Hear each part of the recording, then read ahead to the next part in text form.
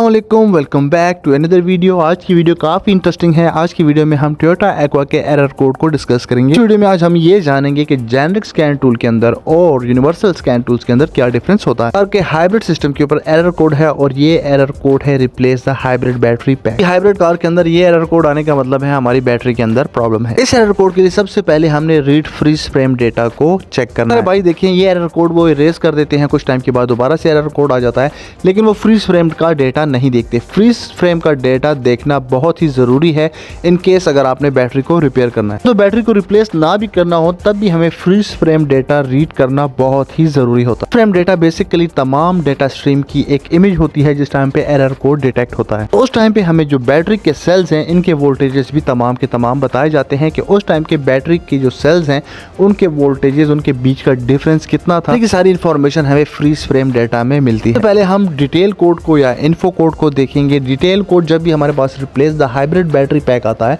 तो उसमें हमारे पास डिटेल कोड या इन्फो कोड 1 2 3 आता है। इस फ्रेम डेटा में जिस टाइम पे एरर कोड डिटेक्ट किया गया है हम ये जानेंगे कि हमारे जो बैटरी के ब्लॉक्स थे वो सब के सब ब्लॉक्स कितने वोल्टेजेस पे थे, हमारे कितने सेल्स बैटरी के अंदर वीक हैं।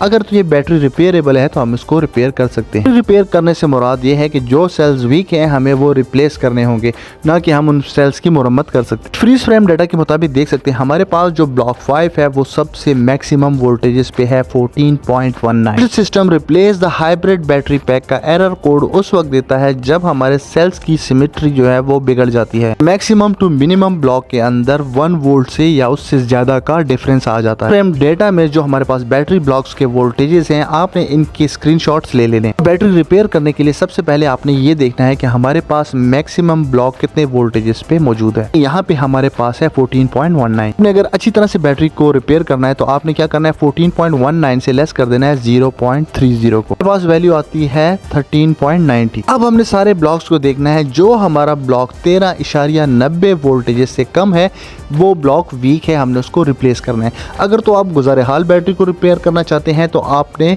-0.40 कर देना है, लेकिन आप चाहते हैं कि आप बिल्कुल बैटरी को अच्छी तरह से रिपेयर करें ताकि वो लॉन्ग टाइम तक चले तो आपने 0.30 को लेस करना है। तो हमारे पास वैल्यू आती है 13.90। तो जो ब्लॉक हमारा 13.90 से वीक है हमने उसको रिप्लेस करना है। तो सबसे पहले हमारा ब्लॉक 1 है 13.90 है, इसको हम रिप्लेस नहीं करेंगे। ब्लॉक 2 हमारे पास 13.90 से वीक है, इसको रिप्लेस करना है। ब्लॉक 3 हमारे पास 12.97 है, हमने इसको रिप्लेस करना है। ब्लॉक 8 एंड ब्लॉक 9 भी वीक है, हम इनको भी रिप्लेस करेंगे। अब आते हैं हम यूनिवर्सल स्कैन टूल्स के अंदर और जेनेरिक स्कैन टूल के अंदर, दोनों के अंदर डिफरेंस को। तो ये देख सकते हैं ये एक दूसरी एक्वा कार है जिसको मैंने चेक किया, तो इसमें भी replace the hybrid battery pack का एरर कोड आ रहा था। तो सबसे पहले हम इसका read freeze frame data check करते हैं। पे जी स्कैन पे या किसी भी दूसरे टूल के ऊपर जब भी हम रीड फ्रीज फ्रेम डेटा करते हैं तो उस टाइम पे हमें एक्चुअल इमेज उस टाइम की दिखाई जाती है, लेकिन जब हम जेन्युइन स्कैन टूल के ऊपर स्कैन करते हैं तो यहाँ पे देख सकते हैं हमें 2 सेकंड पहले की और 2 सेकंड बाद की इमेज और उसकी जो वैल्यूज हैं वो भी बताई जाती है। जब भी एरर कोड डिटेक्ट किया जाता है तो फ्रीज फ्रेम डेटा की 3 इमेजेस सेव कर दी जाती हैं। जितने भी हमारे डेटा स्ट्रीम्स हैं उनकी 3 इमेजेस सेव कर दी जाती हैं। यूनिवर्सल स्कैन टूल हमें फ्रीज फ्रेम डेटा में सिर्फ वही वैल्यूज प्रोवाइड करता है जो उस टाइम की थी, लेकिन हमारा जो जेनेरिक स्कैन टूल है जैसे कि टेक्स्ट स्ट्रीम, ये हमें 2 सेकंड पहले और 2 सेकंड बाद की मींस कि हमें 5 इमेजेस या 5 वैल्यूज प्रोवाइड करता है। सॉरी, मैंने कह दिया 2 सेकंड पहले और 2 सेकंड बाद की, लेकिन यहाँ पे हमारे पास 3 सेकंड पहले और 1 सेकंड बाद की होती है। यहाँ पे आप बैटरी ब्लॉक्स को देख सकते हैं। आपने यहाँ पे बैटरी ब्लॉक्स को देखना है दोस्तों, वो तो मैंने आपको बता दिया था कि उसमें से कौन से वीक थे। तो आपने कमेंट सेक्शन में ये बताना है कि इस बैटरी के अंदर कितने सेल्स वीक हैं। तो यहाँ पे जो ऊपर 0 वाला जो कॉलम है आपने इसके अंदर वैल्यूज देखनी है और उन वैल्यूज के हिसाब से इसको कैलकुलेट करके सेक्शन में ये बताना है कि इस बैटरी के अंदर कौन कौन से सेल्स वीक हैं। सेल्स तो हमें यहाँ पे नहीं बताए जाते, हमें तो यहाँ पे ब्लॉक्स बताए जाते हैं और एक ब्लॉक 2 सेल्स का ब्लॉक होता है। के अंदर 10 ब्लॉक्स होते हैं, प्रियस के अंदर 14 ब्लॉक्स होते हैं।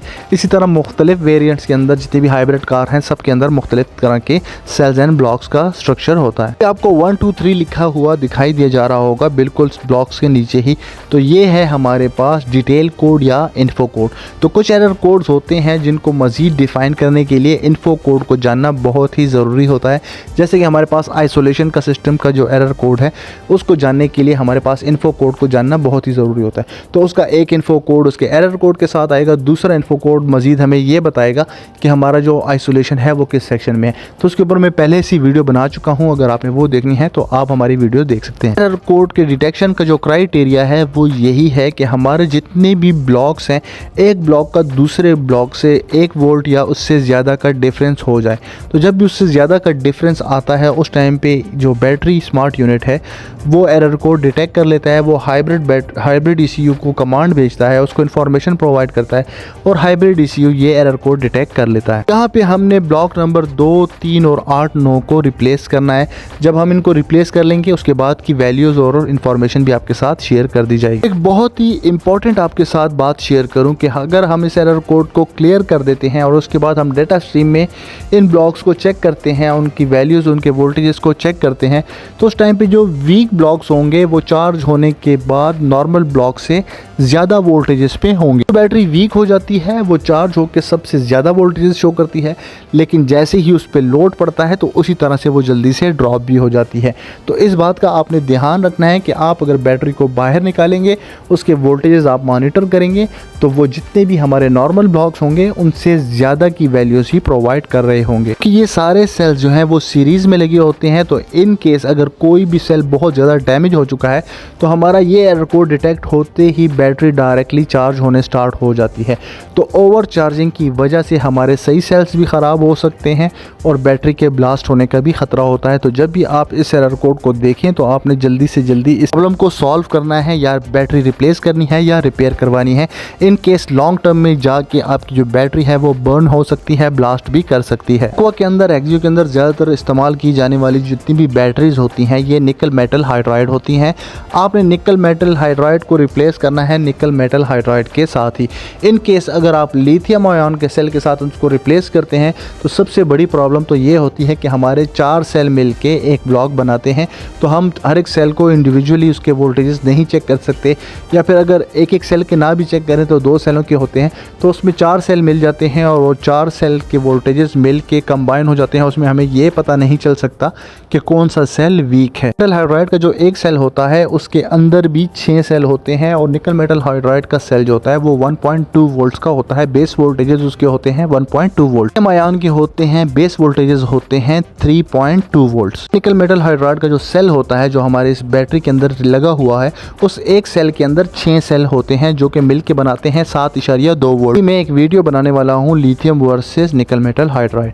तो ये देख सकते हैं हमने बैटरी को यहाँ पे रिपेयर कर दिया है, इसकी जो सेल्स वीक थे हमने उनको रिप्लेस कर दिया है और यहाँ पे आप इसकी सिमेट्री देख सकते हैं, इनकी इन बिटवीन आप इसमें वोल्टेजेस देख सकते हैं। उम्मीद करता हूँ ये वीडियो आपके लिए हेल्पफुल होगी, आपको अच्छी लगी होगी।